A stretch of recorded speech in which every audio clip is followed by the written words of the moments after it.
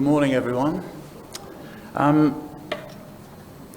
Firstly, thank you very much for inviting me to speak at this event today, and it's always an honour and a privilege to work with our colleagues from the Inspire Foundation. It's very good to be back in Gozo and in Malta, and I've not been since the pandemic. This is my first overseas trip, so it's a wonderful place to get stuck into as the first visit.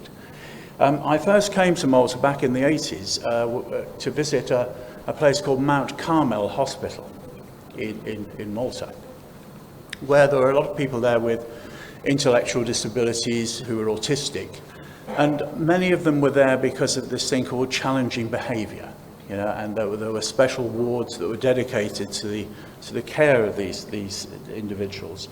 And I've since been back on many occasions to work initially with the Eden Foundation and with the Inspire Foundation. And it strikes me that the way that we talk about autism, the way we regard autism, the way we talk about behaviour has changed so much during that relatively short period. And autism, as Professor Christopher Gilberg has said, autism has gone from being the most devastating diagnosis that you can get to the most optimistic in the period of about 20 years. Why is that? Autism hasn't changed, but the way we think about autism, the way we speak about autism, we've changed. And I think that this is the important thing that we really need to keep hold of. We have changed. Looking at the title, Enhancing the Lives and Educational Journey of Persons on the Autism Spectrum, so many young people don't get the chance of an education because we do not know how to help them with some of the behaviours that we see in autism. Is that their responsibility or is that ours? These are important questions. Some work that we've been doing with our colleagues in Greece around exclusions of children from school for behaviours of concern show that a focus on the teacher is actually much more productive than a focus on the child. If we can focus on the teacher's understanding, the teacher's stress, the narrative that surrounds the children, then this seems to have quite an impact. And in the 18 schools that are participating in this synergy programme in Greece, they haven't excluded a single child in over 6 years for behaviours of concern, which I think is very significant. And the teachers also report a dramatic reduction. So it's what we do that seems to make a difference. It's what we do. I'm going to be talking today, this is a shameless plug for the book. We don't actually personally get anything from this, but some of the proceeds go to fund some of our research. So if you do buy the book, this is a very virtuous thing for you to do, and that you'd be supporting autism research. Now, my colleague, Dr. Damien Milton, can't be here today. Those of you who don't know Damien is an academic. He's an incredibly funny, engaging, and smart person to work with. And he challenges us all the time. And Damien's view of autism has certainly changed my view of autism.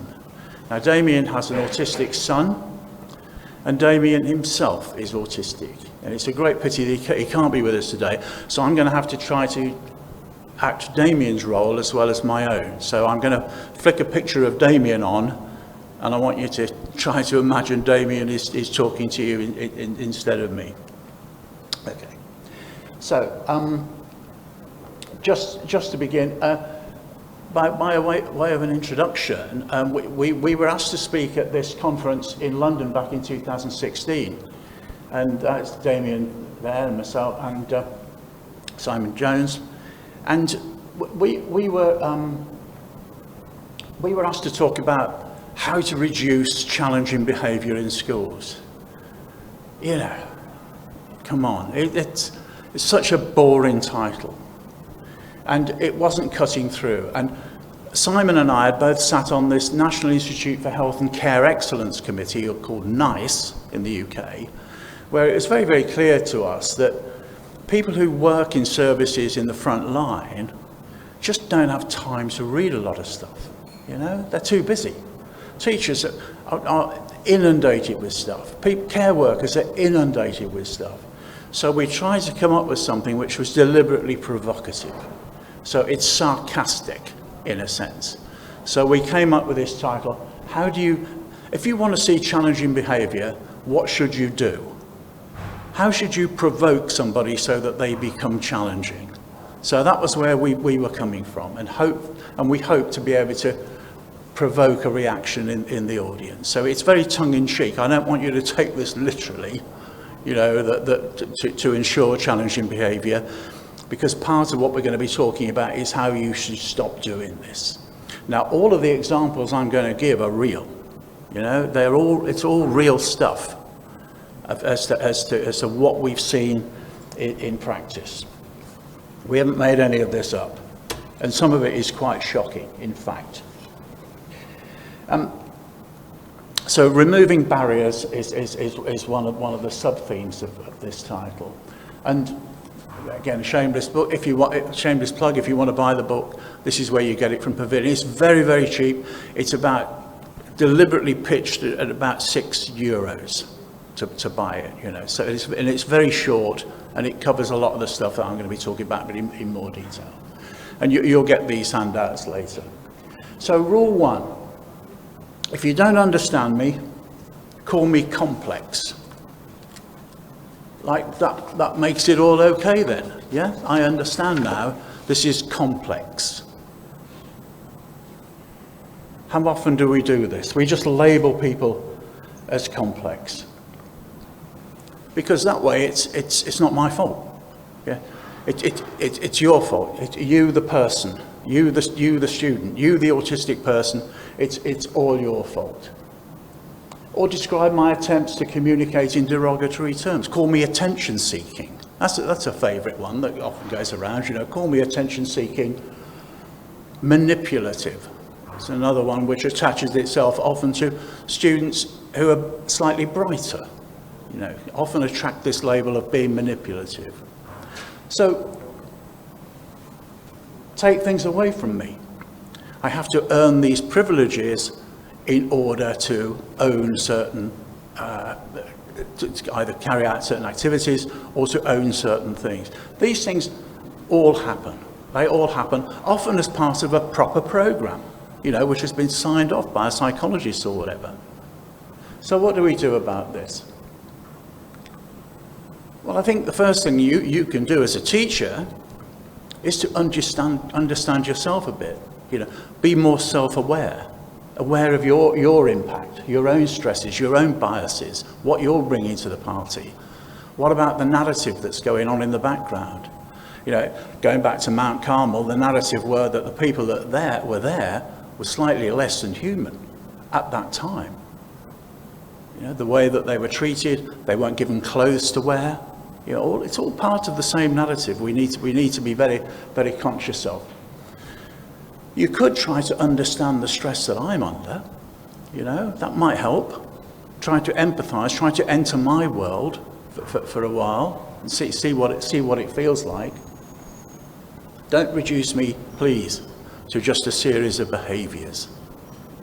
It's a series of behaviours. Try to see the connection with me, rather than just reduce me to these behaviours and list them, you know, on these forms that you get to list behaviours.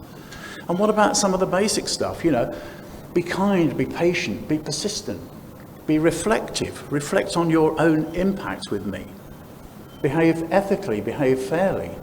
As Chris Cullen, my colleague Professor Chris Cullen used to say, best thing is get the right people to be teachers, or to be care workers, or to be support. Get the right people, and then get those people right. That is, you know, get people who are kind people, good people, and then give them the information, give them the support in order for them to do the job. And I think it's a very, very important consideration. Rule 2, if I get upset, put me on medication. Often the first recourse, put someone on medication. We know it doesn't work, but you're going to have it anyway. Or to restrain or seclude me. Rather than anticipate what is going on or what is likely to go on and try to avoid it, we wait until there's a problem and then we react to it. So what should we be doing instead? We can stop and think, we can pause. We can stop being reactive to everything that happens to us. We might find out what's the cause of the upset. Could it even be us? Could it be you? Could your perfume be overpowering me? Or worse, your body odor be overpowering me? Could you be standing too close to me? Could you have been smoking before you came and stood next to me?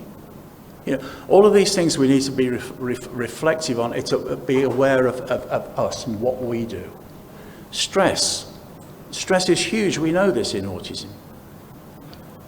People are always under a lot of stress. Sensory issues.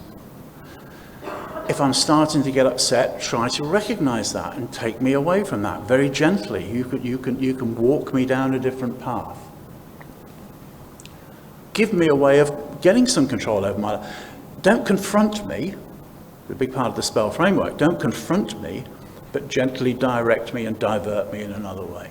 Find another way. Yet so often we see interventions based on confrontation. Stop doing that now. Go and sit there, rather than the more gentle redirection. And you can certainly should forget all about medication. There's no evidence any medication is effective. That's not my opinion. That is the nice recommendation. National Institute for Health and Care Excellence. Medication, forget about it. Restraint and seclusion are hugely problematic and, as you know, controversial. Rule 3, take all the decisions and control away from me. Don't allow me to make any choices. Restrict me to what I can do. You can do that, or you can do that. Or maybe you can just do that. And when you've done that, and only when you've done that, you can do something else. Familiar? It's very familiar to me in some of the services that I've seen and some of the schools that I've been to. Or you assess me as a risk. You assess me as a hazard. I'm a walking hazard. And things need to be in place to mitigate those hazards. Jackie was talking earlier about the decisions and control. And having done the evaluation of the Bridges programme, a lot of the young people were saying that, the most important thing to them was agency, was being able to take control over their own lives. And if they couldn't do that, they got hugely stressed. So, helping people to take these decisions for themselves is something that we should be doing. So what do we do about this?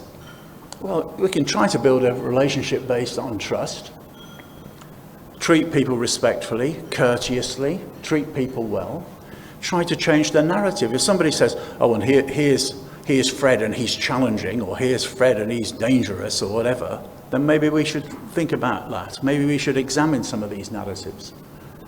Make choice and control possible. Give people these options. Always think about how do we increase this person's agency. And if there's likely to be a problem through your planning, help people to have an escape route. It's very, very important. Rather than wait until the crisis hits you and then react, always have a plan. Rule 4.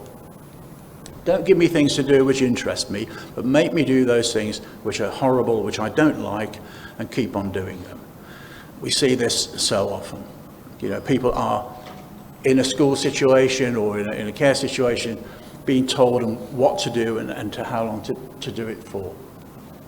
Hugely problematic. So what do we do about it? Well, I think we know that a lot of the interest in autism can be hugely motivating to the people concerned. And these are the things we really need to find out about people so that we can play to their strengths and their energies. We know that doing something you don't want to do is hugely absorbing of energy and time. It's a real effort to do things you don't want to do. Whereas doing things you do want to do does not deplete your energy. We know that a lot of students do run out of steam. Not just as a reward for doing something that you want them to do, compliance. Enjoy doing things with someone, and enjoy it. Don't just tolerate it. So rule 5, don't teach good habits. And this is, again, something we all have a responsibility as role models to do this, is to behave and live our lives with people in this way. So often, it doesn't matter. If somebody is autistic, it doesn't matter if they don't do these things. If they don't eat healthily, it doesn't matter. Well, what do we do about it? I think that exercise and a healthy lifestyle, we can model how to do these things. We can show people, we can get alongside people to do them, give people information. Often a lot of the folks that I've worked with, they don't really know how to do these things. They need that kind of information in a way which is helpful to them and not demeaning or threatening or whatever. Building something into something you already enjoy. I remember a young man we worked with some years ago.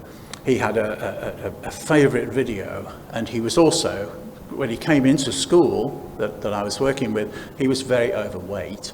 And so the teacher said, well, okay, well, what we'll do is we will take the video back to the video shop. This is in the good old days, we used to have videos. You used to have to put them in these video recorders, video players. So they used to have to go down to the shop, the video shop. Remember video shops? That's another blast from the past, isn't it? We used to go and buy these things. And they would keep these things in the shop, and he would walk the 2 miles to the shop, there and back, in order to, and over time, that was building his exercise into something he really enjoyed. So he didn't even know he was doing it. But the impact was, it was very positive on his health and positive on his sleep, because before he'd been confined just watching this video over and over and over again and stuffing himself full of sweets, which is not a good plan. So we need to be mindful of the dangers of this. Rule 6, inflict your preferences and your lifestyle on me. And we see this happen so often, that someone wants to go to a particular place, and so they assume that everybody else wants to go there as well. Like shopping malls. Do you have Lush shops in Malta? Do you sell this stuff called Lush? No, okay. Well, it's a sort of a cosmetic which is very, very aromatic. You get it in the UK. And I know autistic people, and I know families who avoid shopping malls in case there's a Lush shop in it, because it is so overpowering. It's just awful, ghastly stuff. I'm sorry, it's being recorded. I'll probably get sued for that comment by Lush. But I'm just reporting fact. A lot of people will just avoid these places like the plague. But we need to be mindful, and we don't just inflict our own preferences on what we're doing with people. Touching people when they're not expecting it is another one, which is hugely problematic. We might be we're being affectionate and all the rest of it, but a lot of autistic people tell us that this is something we really don't like. So, once you've established a relationship and the ground rules, that might be okay, but it's one of these things which can be a problem. Okay, so what do you do about it? Well, try and work out what people prefer. What do they enjoy? What do they like? Reduce the potential harm for these things, like noisy crowds and whatever. And build in some quiet time. You don't have to fill somebody's time all the time. You can build in some quiet time just for relaxation and reflection. And another thing that one of the criticisms of the Bridges program, which I fed back, is that the young people felt that they were kept too hard at it. The staff were making them work too hard, and they felt that they needed some respite built in, some reflection time built in as part of the program, which I think that they've now done. But that's feedback from the people themselves, some quiet time, and this reduction of language and confrontation. So rule 7, this is another one. Ensure my life has a balance between boredom and nasty surprises. And we see these things happen all the time, with programs which are either full on or there's nothing to do. You walk into a place, some of the places where there were the worst scandals in the UK, people had absolutely nothing to do. They were just sat around all day with nothing to do. And it's still happening now, you know, still happening to this day. Or people will say, okay, we're going to go to the zoo now, with no preparation, no warning or anything. You know, you're just springing something on somebody. Again, hugely problematic for many, many autistic people. So what do we do about it? Well, I think that helping people to plan is one way of doing it. Work to achieve this balance of relaxation. Spell framework, which Jackie mentioned, is one of the things that we can help people to predict what's going to happen to them, which is very important. And allow people to choose the things that they want to choose. You know, it's not rocket science, but so often it just doesn't happen. People are subjected to this regime of activity which has nothing to do with them. You know, and that's something that we really do need to do something about. Rule 8: make sure I know you don't like me very much. You know? Make sure that when I'm around, you're sort of a bit disdainful or a bit dismissive. These are things which can be very, very hurtful to people, and people are very sensitive to it too. I mean, some of the stuff that Jackie was talking about, some of the women, very sensitive to this issue when people are not on their wavelength, disapproving, judgmental. The National Autistic Society campaign actually ran a campaign called "Don't Judge Me." You know, but people are being very, very sensitive about how they're regarded. Talk about me in hurtful ways. I say, be curt, unkind, bully me, be sarcastic. And I know I'm being sarcastic in this presentation, but sarcasm has its place in autism. And Damien, my colleague, can himself be quite sarcastic. But we need to be careful that sarcasm isn't seen as hurtful. We need to understand the person.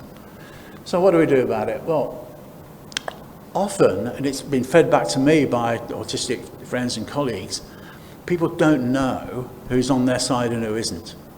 And sometimes we need to say, look, you know, I've got your back on this one, all right, or how can I help you on this? Because it might not occur to somebody that you're there to support them, there to help them. So say, you know, I recognise that you're struggling with this, how can I help you? It's hugely important, and really resonates and cuts through with autistic people. Encourage people to see the good points, rather than this catalogue, as often happens, of behaviours, none of which are very complimentary, I might add, you know, that we just trot out and we keep repeating. And I've written reports, guilty as charged, you know, just doing exactly that. I don't do it anymore. I think I'm a bit more thoughtful now before I write stuff about people, which could be very, very hurtful or offensive to people. Mentor me, you know, make a connection with people so that it's not just a one-off or they're meeting lots of different people. You know, develop a relationship over time and a connection, which can really make a huge difference. Even, he says, to this group who are regarded as the more challenging group of people. Having that kind of connection can make a huge amount of difference. And providing some encouragement, being kind, you know, sort of decent human virtues can't be overstated. Rule 9, prevent me from indulging in my own coping strategies. You know, things like stimming, pacing. There are programs to stop children doing these things. Are there not? You need to prevent these things from happening. Used to be the mantra. And some of the ABA programs would focus specifically on these things to stop the children doing them. But if you talk to autistic people, they say, these are the things that keep them sane. These are, so what do we do about it? You know, recognise the importance of these activities to the people concerned. They're there for a purpose. We all do it. We all do it. We all stim when we're anxious. We all pace up and down a bit. If you lose something that's really important to you, what do? You run around like a, headless chicken till you find it. Lose all rational sense of things. I'm sure that you've all got little mannerisms that you're doing right now that help you to sort of relax or help you to concentrate. So we need to appreciate the importance of these things. Understand that, talking about the concept of diversity, we're all different. There's no one brain out there, All our brains are a bit different, but we recognize that these are not things to be stamped out. These are things to be facilitated. And if you can facilitate them, you'll see far fewer of these behaviors.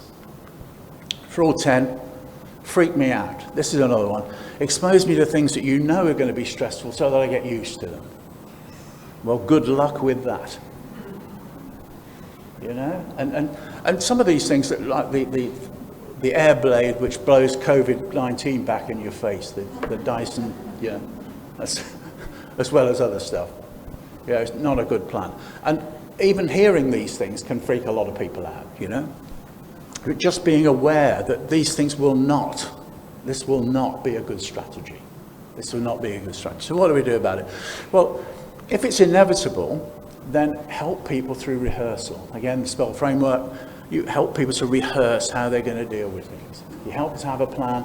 You talk about how these things are going to react. You avoid confrontation. Mentoring, again, is regarded as important. So those are the 10 rules to ensure challenging behaviour. Okay? If you do the things in the first part of the rule, then you will definitely see some challenging behaviour or behaviours of concern. Oh, hang on, there's another one. Rule 11. So don't keep your word, such as having 11 rules and not 10. And so often we find that we all do it. We promise things to people and we don't deliver them. And this can be hugely stressful for a lot of the people that we work with. It's not just because they're literal. It might be because people, actually, this is important. Truth is important. And you said you were going to do this and you're not doing it. So I've broken that relationship. So this is maybe what to do about it. Be precise and direct. Be clear about what it is you're going to do, what you're not going to do. And remember that the people might be literal. We have to be careful that what we've said has not been misunderstood. You say, make your word should be your bond. And here's a picture of James Bond, in case you wondered why that was sort of it's a sort of a link, Okay, so Henry James reminds us that 3 things in life are important, and if we were to remember these things when we're working with some of the people with these behaviours of concern, I think that this goes a long way. To be kind, to be kind, and to be kind. And it's difficult. We need to work at it. We need to change our mindset. We need to change the way that we are. But it is possible to do this.